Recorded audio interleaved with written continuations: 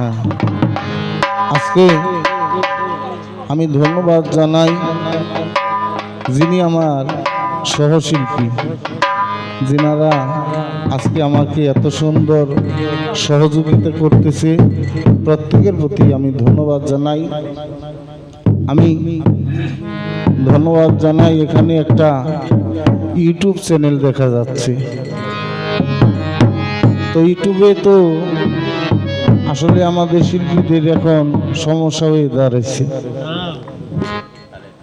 যা বলি এখান থেকে কাট সাট করে ওনারা খারাপটারে প্রকাশ বেশি করে।